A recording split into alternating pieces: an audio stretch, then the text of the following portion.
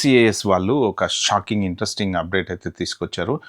చాలామందికి ఎఫెక్ట్ అవుతుంది. ఎస్పెషల్లీ పర్టికులర్‌గా గ్రీన్ కార్డ్స్ ఎవరెవరైతే ఫైల్ చేసుకుందాం అనుకుంటారో I-485 అప్లై చేసి తర్వాత కొంతమంది ఈఏడీ కార్డ్స్ అప్లై చేసుకుంటారు. ఈలోపు మెడికల్స్ అవన్నీ రెడీ చేసుకొని నెక్స్ట్ వాళ్ళ ప్రియారిటీ డేట్ ఎప్పుడైతే కరెంట్ అవుతుందో అప్పుడు గ్రీన్ కార్డ్ అనేది వాళ్ళు అప్లై చేసుకుంటారనమాట. అటువంటి షాకింగ్ అండ్ ఇంట్రెస్టింగ్ చేంజ్ ఏంటి అంటే ఏప్రిల్ 30th లోపు ఇప్పుడు ఈ అప్లికేషన్స్ ఏమేమైతే ఉన్నాయో బేస్డ్ ఆన్ మీ ఈ వీసా బులెటిన్లో పెద్ద చేంజ్ అయితే ఏం రాలేదు మేలో. ఓకే, ఈ 485 అప్లికేషన్స్ ఎవరైతే ఉన్నారో ఏప్రిల్ 30th లోపు మీరు ఫైల్ చేసుకోవాలన్నమాట.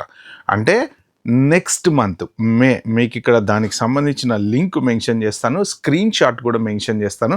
అది చాలా కన్ఫ్యూజింగ్గా ఉంటుంది, మీకు అస్సలు అర్థం కాదు. అది ఏంటంటే దాన్ని నేను దాదాపు మొత్తం కూర్చొని దాని అంతా స్టడీ చేస్తే చివరికి నాకు అర్థమైంది ఏంటంటే ఇది నిజంగా షాకింగ్ న్యూస్. ఎందుకంటే ఎవరైనా I-485 కన్నా అప్లై చేస్తే మాత్రం ఖచ్చితంగా అప్లికేషన్ రిజెక్ట్ అవుతుంది.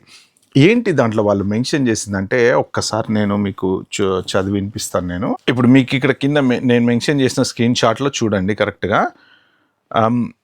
ఫర్ ఫ్యామిలీ స్పాన్సర్డ్ ఫైలింగ్స్ వాళ్ళకి ఫైలింగ్ డేటు నో ప్రాబ్లం, ఏం మారలేదు. దాంట్లో కింద చాలా చిన్నగా క్లారిటీగా చూస్తే అర్థమయ్యేది ఏంటంటే for all employment based preference categories you must use final action dates chart.